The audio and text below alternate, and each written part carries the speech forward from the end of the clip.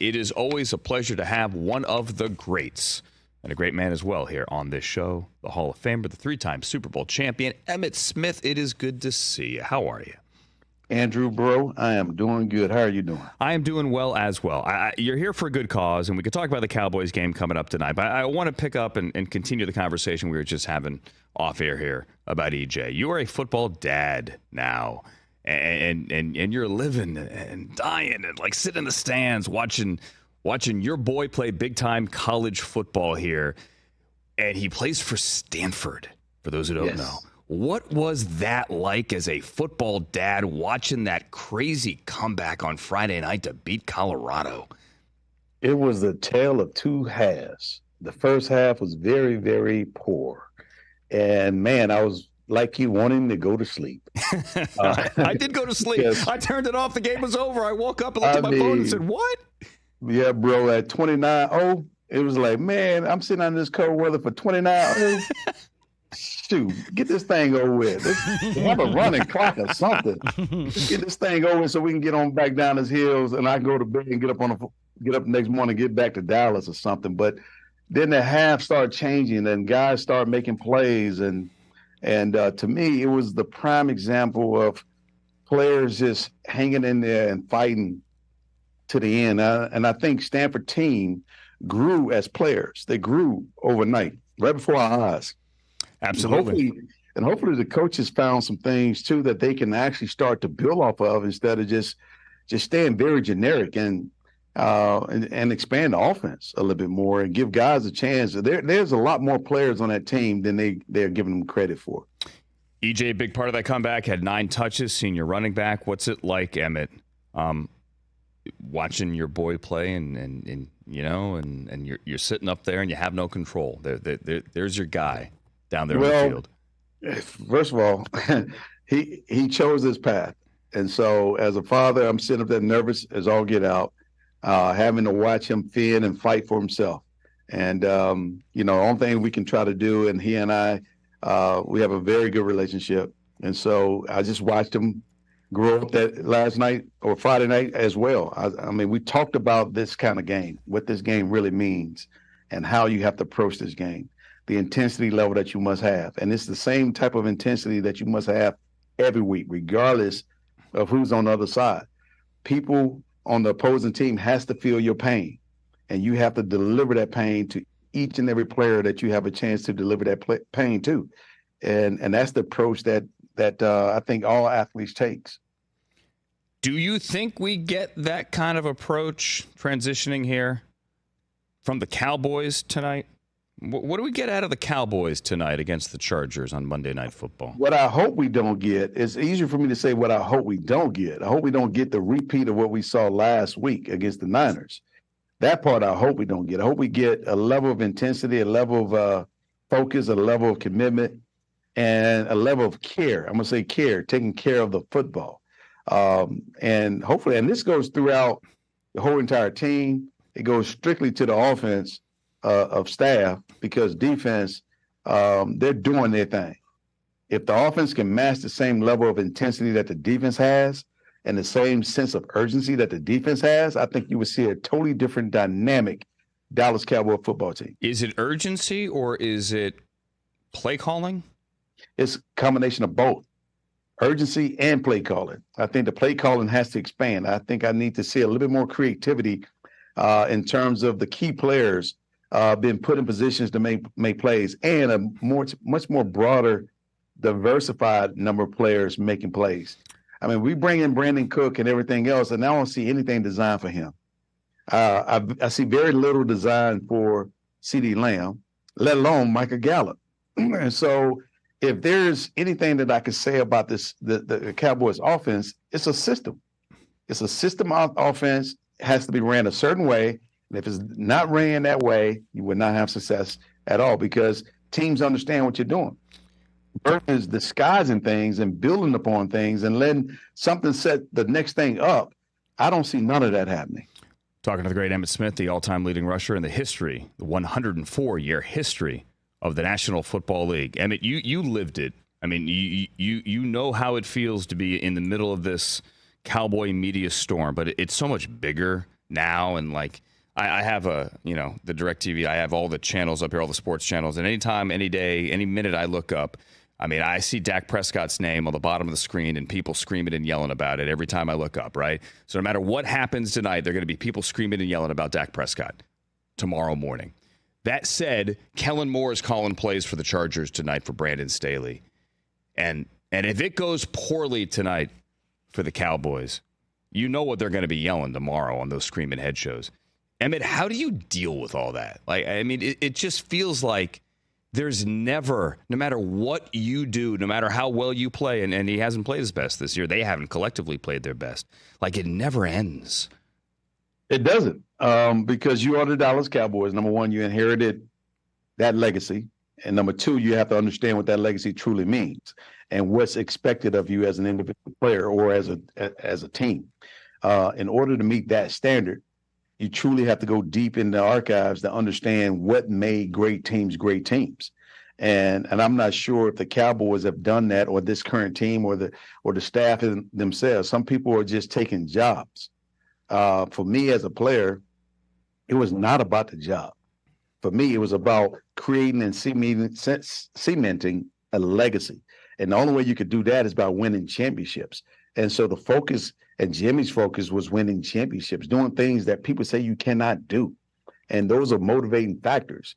And so putting my talent aside, I had to ask myself, what can I do to help this team become better? And what do I need to do to become a better player? And that focus, that became my focus. That became the focus of the team, because I know one thing: they did not draft me and draft Troy and Michael and everyone else that they drafted to be 115. They drafted us and Jimmy built us to become champions. And that began in practice. We're talking about two different eras of football. How do you instill those type of values in the current team? I have no clue with today's environment. Everybody can take off when they want to. They can practice when they want to. They can do whatever they want to, however they want to do it. How do you instill those type of values in these young men? And that's a hard situation to be in, let alone the coaching staff. I know Al Harris, and I know some of these coaches, they take pride in what they do. But sometimes you got to break the system up to tailor it towards the talent that you currently have and make it work for that talent. And then you can start massaging some of these other components into the mix. Emmitt, you changing gears here. Obviously, you fought for a contract. You held out when you were a Dallas Cowboy. Hold up. Andrew, Yeah. Let's not put that out there. I held out. Okay. I was unemployed. Okay. When your contract is up, true. Do you have a job? No, I am glad you made that distinction. I'm glad because a lot of people in the media, and I just did it there, get it wrong sometimes. Say, guys holding out. Like, nope, my deal's up. If you want me back, then bring me back. Bring me back. Exactly. Or allow somebody else to sign me. Exactly. And notice I say allow someone else to sign me, but that wasn't the case during my time. But I'm going to let you finish up your question. Okay. Though. Well, my question is, Emmitt, you see the running back market now. Right. Okay. If the running back market then was what it is now, in other words, teams have just decided we're not going to pay running backs, period.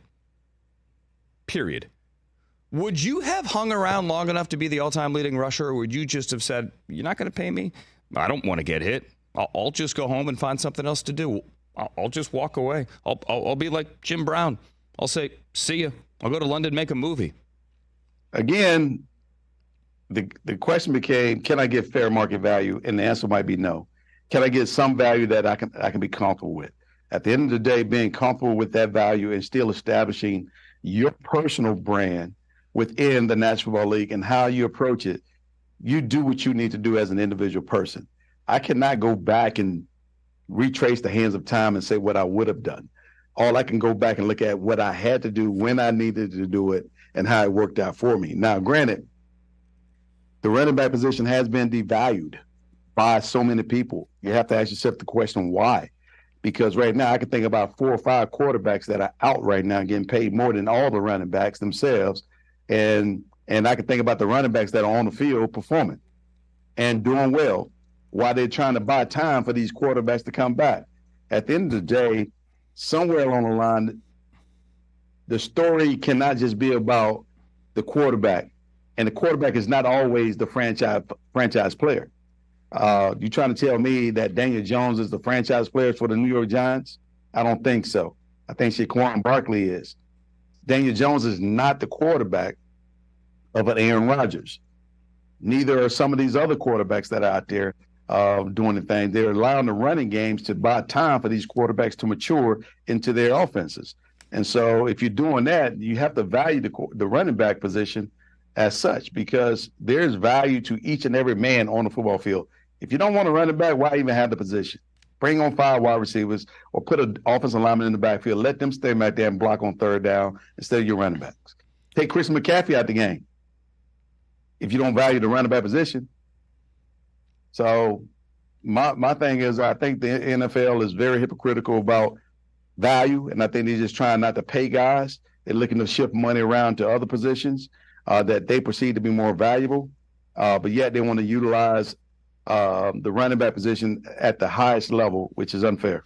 What's I know frustrating for the running backs is the salary cap keeps going up. It's not as if the salary cap is going down. Not anymore. We had our dip in COVID, but it's corrected, right? The new TV deals are here. So the salary cap keeps coming up, and Jonathan Taylor got a little more than I thought most people expected. The Saquon deal, the Josh Jacobs deal, well, Saquon especially, really wasn't anything. It just added some incentives, and then he got hurt. He's not going to hit those incentives. So if the rising tide, right, is lifting everyone except the running back, why? Like, naturally, you would think they have to make a little bit more if everybody else is making a little bit more. Well, I think it's a combination of so many different things. I think the league itself is moving into a pass-happy league, number one. Therefore, they're putting a lot more emphasis on guys who are throwing the ball, guys who are catching the ball, and that could go all the way down to the tight end position. The running back position, they don't run the ball as much as they used to for various reasons. It's probably primarily because the league is going towards the passing game. They want to see more points on the board. So to see more points on the board, you have to throw the ball a lot more. And that's one reason why you see all these coaches trying to run so many plays throughout the course of the game to give themselves more opportunity to throw the ball a lot more. The passing game itself has skyrocketed. Everybody's not a Patrick Mahomes, and everybody's not a Tom Brady. Everybody's not a Drew Brees. Those are gifted athletes that come around every so often. Peyton Mannings are gifted, period. Everyone else does not fit that mold. Everyone else requires complete team effort. Russell Wilson probably thought he could throw the ball 45 times a game and be very effective. It cannot happen. His effectiveness is predicated upon a Marshawn Lynch back there running the rock, doing what he needed to do to create the balance so he can have the ability to take advantage of a play-action pass and throw the ball deep down the field to someone. That's what the game is all about. It's about deception and also execution. And the running game provides you the opportunity to do both. Emmitt, love having you on. And I said when you got here that you're here for a really good cause. You're here on behalf of Emergent to help raise awareness on Narcan, which is the nasal spray. Obviously, when there's an overdose here, we're talking about opioid overdoses. Tell me what you're doing with them and tell me why this is important. Yeah, with the Ready to Rescue campaign, Emergent and myself are out to spread awareness around the opioid emergency needs for people who are suffering from opioid overdoses. The way we go about doing that is obviously we're talking about Narcan, the nasal spray that you can actually use in case you want to phone someone or see someone that may die straight in dire needs. This spray can actually be inserted into the nasal nostril and squirted up and hopefully bring a person back depending upon the time that person been out. Never do it just that alone, but also call 911 to get the support that you need. And so what we're trying to do is just break the stigma, encourage people to go out and get their Narcan nasal spray, have it on you, whether it's in your house, in your medicine kit, or in your first aid kit, or in your wallet, or your pocketbook, or whatever it is, have it on you just in case you're a person that run into someone that's in need. And so that's all we're trying to do is just make people aware of the dangers of opioids themselves and other drugs that are out there hurting people. Because it is such a problem. It is such an epidemic here. And to find out more information, Narcan.com, Narcan.com. Emmitt, it's great to have you. Good luck to your Cowboys tonight. Good luck to EJ as well, as always. Thank you. Thank you, Pro. Emmitt Smith, everybody, the greatest running back in the history of the National Football League, the all-time leading rusher. Emmitt's awesome. Catch the Rich Eisen Show every single day on the Roku channel, 12 to 3 Eastern, for free.